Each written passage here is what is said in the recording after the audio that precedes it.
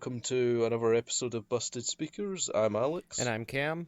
and today we're reviewing the second album from Harry Styles, Fine Line. His first self-titled, originally reviewed on the channel back when it came out. I was on that review and I found it to be quite a, good departure from the One Direction sound. He had definitely found a decent voice for himself because he was arguably the most prominent member of One Direction, like the member most likely back when the group was active to be a household name, the most likely to be a star. He was outed as like the Justin Timberlake of the group if One Direction is to be compared to NSYNC or any other old boy bands. And yeah, I really enjoyed his first album, and I just, after spending a lot of time with it, a lot of time playing Mario Kart with it, I just hoped this would be the start of a fruitful career and it wouldn't just be a one-off thing before going back to One Direction, which seemed more likely back then. But with the release of Fine Line, this seems more like a solo career that is set in stone and will continue. Cam, you weren't on the review originally, but you have spent some time with his first album. Just before we get into Fine Line, what did you think of it? Well, I've only listened to it once so far. It was solid. Like, I don't remember the exact timeline of who released their debut single or album or anything when, whether it was him or Zayn or any of the other guys. But Yeah, Zayn got one out because he left One Direction a bit quicker, so initially a lot of the solo career hype was on him. sure. But once Harry got his first out, in my opinion, I feel like that set the pretty much highest standard of any of the solo careers of any of the members could hope for, I'd say. Yeah, that sounds right to me because I remember, like, I heard Pillow Talk plenty, largely because Todd reviewed it. And there's just like nothing else that year, I think, that really captured people the way the debut solo single of a One Direction member did. Um, Yeah. and I guess like I didn't really care for that song, and I just didn't really see the need to investigate any other One Direction members' solo work. So when Sign of the Times came out, all I remember hearing anybody say was, why invoke Prince for this if that was even what he was going for, or if he just felt like titling his song that, whatever. And then the song just never left an impact on me, and even after listening to the album, really, it's still, I think, the weakest song on the album. It just like feels really hollow, and it's like a great build up as a song, but it just doesn't add up to anything. And then also the album has like a couple of songs that I think are misfires. Just like I don't think the harder rockers really have the swagger that he was going for. But there's nothing embarrassing on that album. So it's all listenable. It all shows a good amount of potential for him, and I think that the potential is at least starting to be fulfilled on Fine Line. Yeah, even though I would say from the review, if you can go back and listen to it, I did it with Lee Likes Music. If you go back and listen to it, I was extremely positive, just on the basis that ex boy band member has done something really respectable. But then again, Justin Timberlake, his solo career is really good. Like he laid the groundwork for what boy band members going solo should do, and like what it looks like for them to be massively successful. We can't deny that. Yeah, it's a good like blueprint for what a successful post group career could look like from a boy band, and he has done it extremely well over the last 2 decades. So, in of itself, his first album wasn't exactly unheard of to be that good, but I also felt like it attempted too many different genres to see what stuck. And even though I like most of the songs on it to some degree, I feel like with Fine Line, he's definitely focused on a more poppy, more just focused pop rock sort of sound that I think really works for him. And I feel like at this point we can definitely stand him apart from One Direction and just say he's just a solid solo artist now. I don't feel like there's any need for the connections anymore. It'll always be a Finn that he begun with, but I feel like at this point this stands as just a really solid pop record with a few indie, definitely a few light retro funk influences, definitely some more odd tracks, but overall, I'd say Fine Line is definitely a worthwhile and enjoyable album, and I'd say a marked improvement on his first one. There was potential shown on that, and I feel like this definitely takes a lot of that and uses it. Yep. So yeah, there's definitely funky soul type elements on this album, but did you think that maybe the first three tracks also kind of had an 80s vibe? Like I don't really know what funk and soul were doing in the 80s aside from Stevie Wonder kind of running out of steam, but Yeah, definitely, I felt that. yeah. And also at the same time those first three tracks maybe aren't totally indicative of what the rest of the album is like. Right. I actually had a similar thought to this. I actually would have extended that to the fourth track, Yeah, arguably, but maybe talk about that in another second. But I'd say the first section of this album is definitely its own thing. It's definitely three or four songs that are just blisteringly, maybe not high energy, but definitely faster, more energetic, fun mm-hmm. numbers. Not to say the rest of the album isn't fun, but they definitely sound apart from the rest of it. You could definitely disassociate them in some way and listen to just those. I mean, the 80s ness kind of comes up every now and then. Like, I think Treat People with Kindness is like the most explicitly throwback song on here. It felt like it was trying to be a big, epic feel good song like Hey Jude or You Can't Always Get What You Want, but with a bit of an 80s throwback sound and modern production. But at the same time, I also think that song didn't. That's like the only song I feel really didn't hit its mark. That's actually my least favorite track on the album. Yeah, like it just wasn't big enough to really sell itself. And not for lack of trying on Harry's part. I would actually draw a comparison to maybe this is a bit of a stretch. Gorilla's Demon Days is second last track. Don't Get Lost in Heaven. Before the last proper track, there's like this weird shorter penultimate track that just has a lot of dramatics. These backing vocals. It's not fully his own main vocals. Just I don't know. It's like some last epic hurrah before the real ending of the album, just to inject a bit more energy back into the album, because a lot of the middle section of the album is quite, smooth, kind of chilled vibes. A lot of it, some very slow songs. I feel like that's maybe what he was going for. It kind of works. It's not a bad song. My absolute favourite song on the album is Adore You. That song is just a slightly synth. That's the third track on the album. It's a slightly synth funk instrumental.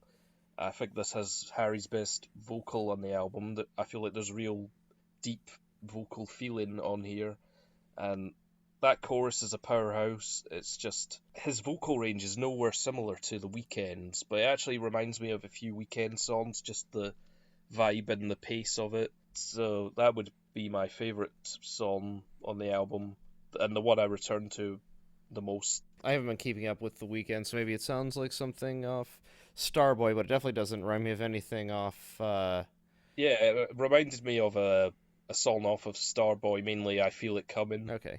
Yeah, I wouldn't know. So it doesn't really sound like Weeknd as a whole, but one song. Yeah.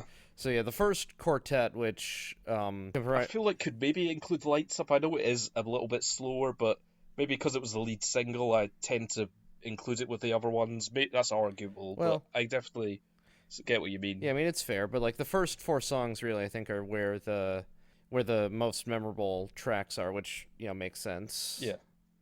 Front loaded. Yeah, it is pretty front loaded, but at the same time, it's not. It doesn't negate how solid the rest of the album is. Yeah, it's not drastically better. Yeah. But at the same time, I think that maybe his lyricism could use a little more refining as time goes on, because in all of the ballads there aren't really any strong images, any strong feelings. I mean, he expresses things vocally very well, but I just think Yeah. he needs a little more work as a songwriter or as a lyricist, if Interesting. depending on if you consider lyricism a part of songwriting. It's definitely a part of it. Yeah, I agree, but some people don't. So, like, I'm trying not to. I'm doing the thing I usually do, trying not to quote the reviews that I've read. Did you happen to read the Pitchfork review that I mentioned? I do actually try and avoid some of those. I Yeah. definitely don't even read Pitchfork normally Yeah, anyway. I don't blame you. Well, like they just pointed out how there's nothing like he's not. There isn't really a lot of evocative imagery or anything. It's very straightforward, but not like in a Linkin Park blunt hitting you over the head way. It's very straightforward, but it doesn't feel any lesser for Yeah, it. yeah, Like, because the vocal melodies and the production are so strong, that aspect of it doesn't matter. And I wasn't exactly looking for that when going into this, so that didn't bother me. And I don't think it bothered you really no, no. either. It's just I feel like he's trying to be a good songwriter, but he's just not quite there yet. Yeah, you could definitely feel that in some of this, even if when he's definitely at least Hmm. a good one, but he's nothing Yeah, particularly special. I'm trying to say that as nicely as I can. Like, there's nothing remarkably exceptional about this, like the lyrics here, but they definitely serve the songs well and stand sure. decently on their own. Like, the song "She" is pretty simple lyrically. I mean, it is just this ballad to this anonymous she, like how we all wait for this one person at the end of the day that makes everything better. And that song's main stand out moment to me.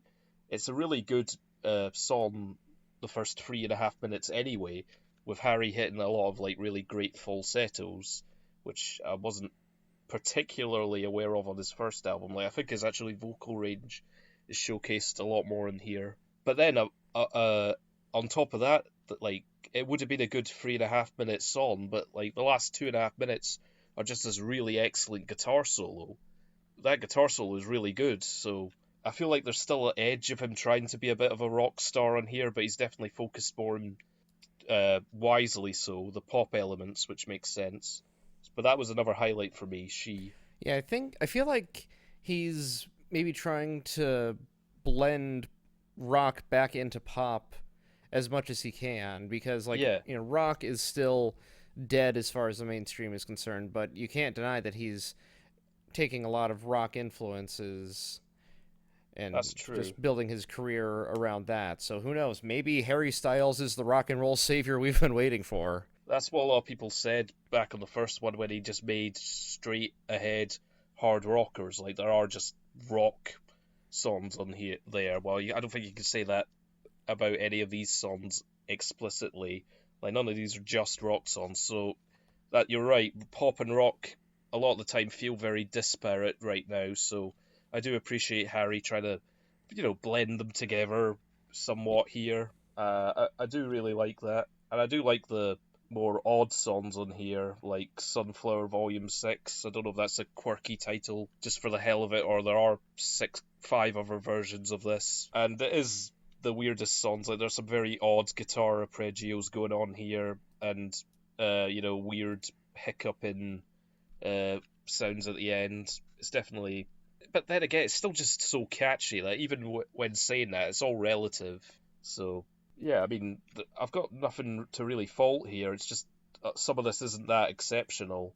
Like the song "Fallen" is just a really decent piano ballad, but beyond that, I don't think it's anything too special. If you get my drift. Yeah, and the only thing I could really count as a negative, aside from, like I said, treat people with kindness, maybe not quite hitting its mark, Yeah, is Fine Line, the title track, just felt a little nondescript. This is just him trying to, send his feelers out there, see what he wants to do, what works for him and what doesn't. And he's not making any major missteps on either album so far. And Nope. um like all I see is a guy with a lot of potential, and I think he can do a lot of good in the music industry. I already feel like he is sort of, but I do get what you mean. It still feels like potential is there. It's still not fully met, but he's getting there. He is getting there. From viewing it in real time, I feel like he did work quite hard on this, and even with Fine Line, the title track, and even how it does feel like it just washes over you at the end. It's just another 6 minute song that just sort of, I don't know, it's weird. It's like it's definitely good when it's on, but it doesn't feel especially memorable when it's not. It's like just washes over me, and it does sound nice. It does. Like the production here is so smooth and crisp Yeah. that I cannot fault that in any way. Like this is just a really well produced, well mixed, well performed, well written pop album with a lot of highlights. And honestly, if even 5 years ago when One Direction were, nearing the end, although you wouldn't have known it at the time, nearing the end, even had some defenders in the pop realms back then, and still obviously do. That Harry Styles would have had two solid albums by 2019. If I had known that back then, I wouldn't have believed it necessarily. But here we are, and Fine Line is just something I definitely recommend. It's just nothing too bad about it. It's just a really solid, uniformly well like sequenced and constructed album. Especially try the first 4 or 5 songs, and She and Sunflower Volume 6. Like these are good tracks by anyone's standards, I feel like, not just for Harry Styles who used to be One Direction standards. So yeah, I'm just another good album, Harry, honestly.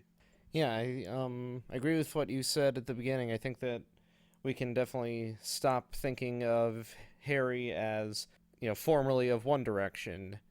And Yeah, it's just a um solid solo artist now. yeah, and like I'm grateful that he, didn't stick with the the teeny bopper lyrics and the, occasionally kind of creepy tactics that One Direction songwriters used, like assuming that they didn't write Yeah, all their own songs. nope.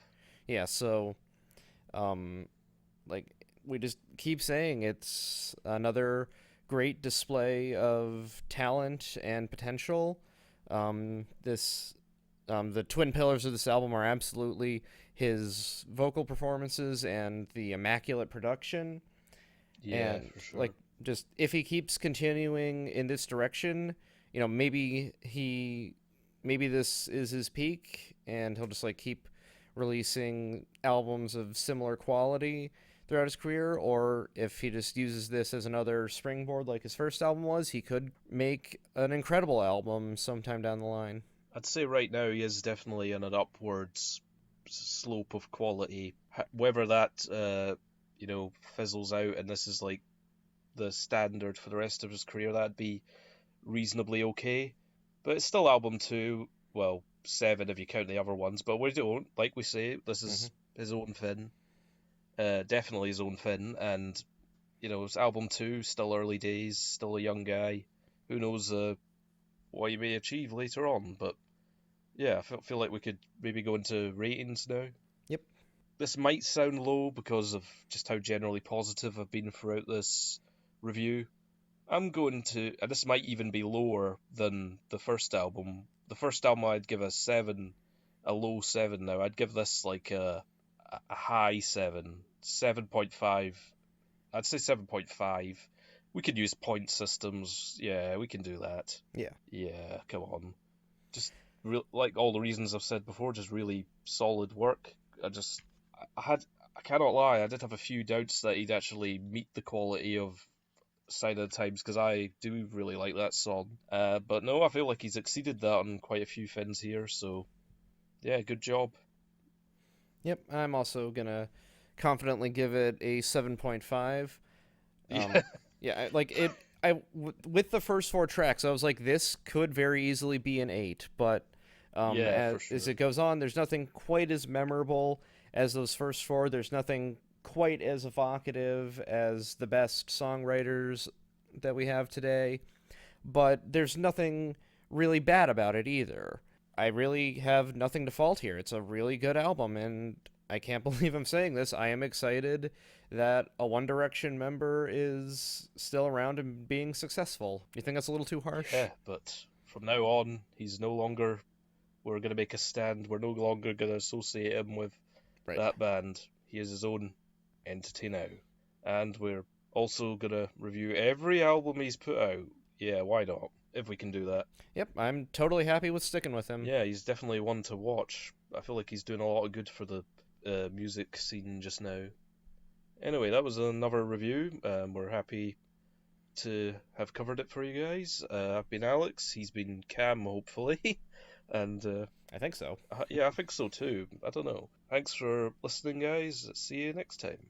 And if you like what we do here, please consider subscribing. Share your comments and thoughts on this album below. And follow us on social media. We're most active on Twitter @_BustedSpeakers. And thanks for listening. We'll see you all next time.